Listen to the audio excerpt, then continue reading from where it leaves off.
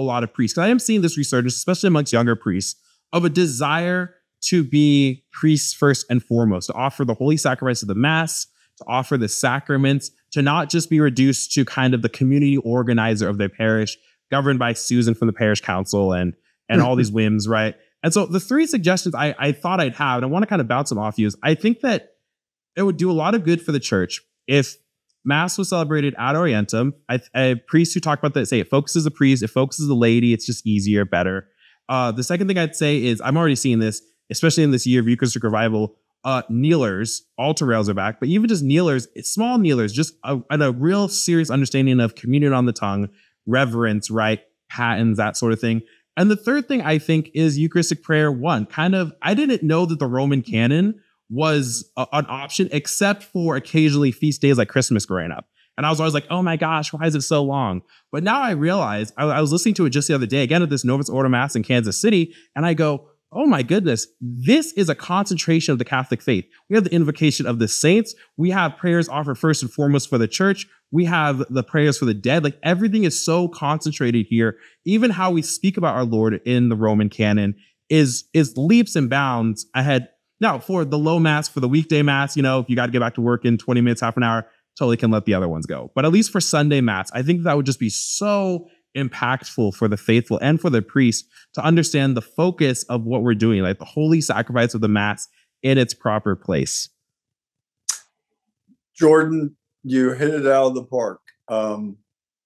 Not three strikes, but three, what is it, a triple header, whatever. Yeah. But all three of those I totally agree with.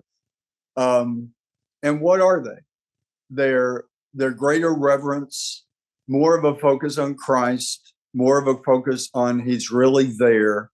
That's exactly what we need. And it's interesting in my own experience as a priest. I mean, I've been a priest 39 years. You're not that old.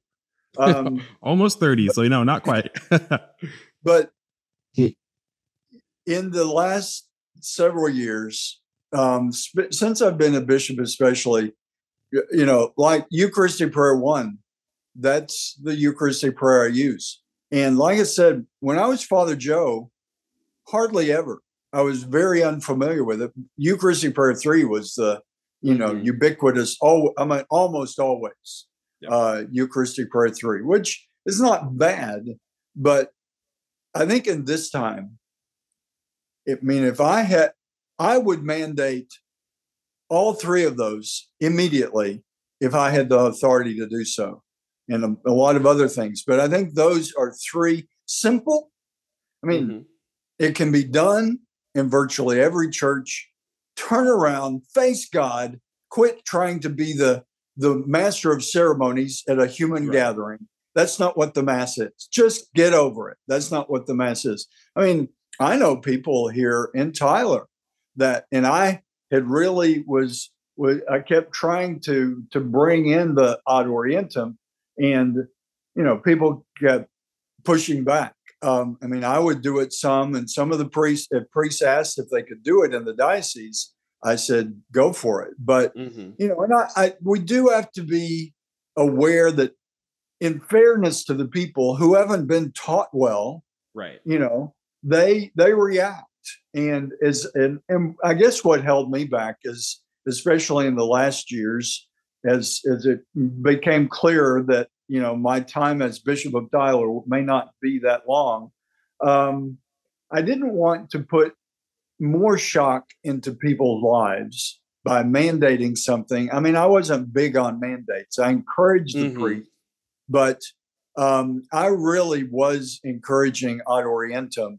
But ad orientem, the third Eucharistic prayer. And I did, again, encourage kneelers. Like you said, if you want to have an altar rail, great. But that, you got to do some construction. It costs money and everything.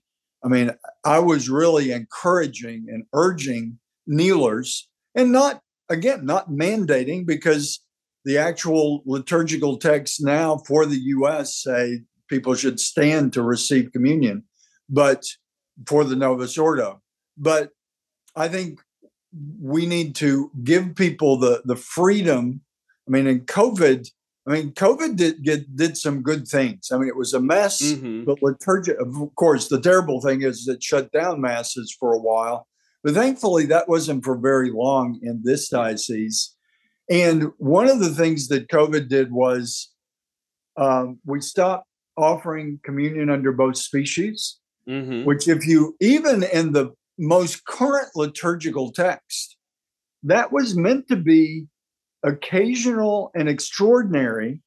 But as Americans, oh, we can do it. We do it all the time. I mean, it's kind of like it just became casual. Yeah. And anything that became casual in the liturgy should set off alarms for us, because the liturgy should never become casual.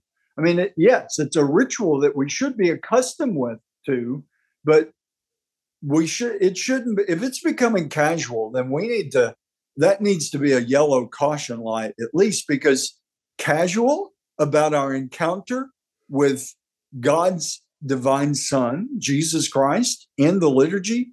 And I think that, frankly, Jordan, when people would, because I dragged my feet just before I was removed, I had said and tried to structure it so that it was not just anywhere and everywhere offering the precious blood. But I dragged my feet as long as I could, honestly, because people would ask me, I'd be at meetings and, people being accessible means people ask you questions. And so many times people would say, Bishop, when do we get the wine back?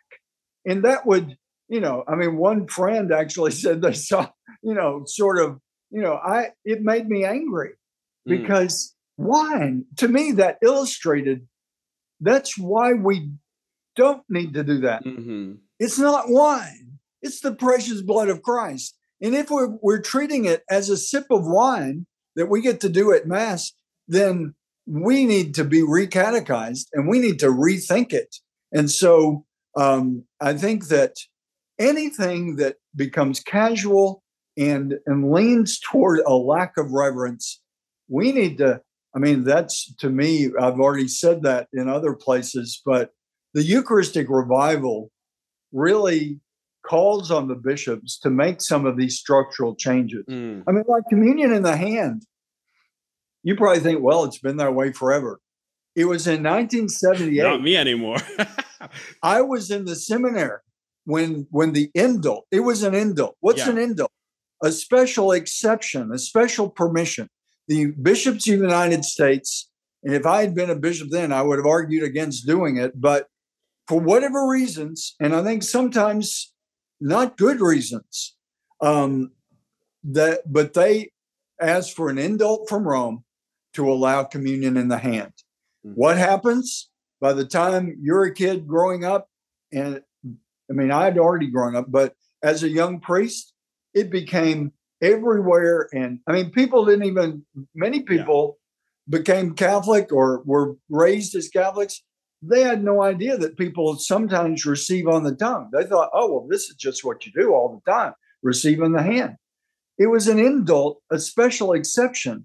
And I think we need to remember that. And I think we need to say, okay, let's get rid of this indult and let's just catechize people to recognize that. And, some people say, oh, I can't kneel. My knees are bad. Not forcing people to kneel, but urging people to be reverent. And I think encouraging, if I was the one making all the decisions, I would have a time of encouragement and catechesis to look at some of these practices, not forcing anything. But, like you were saying earlier, the church is here yesterday, today, and until the end of time.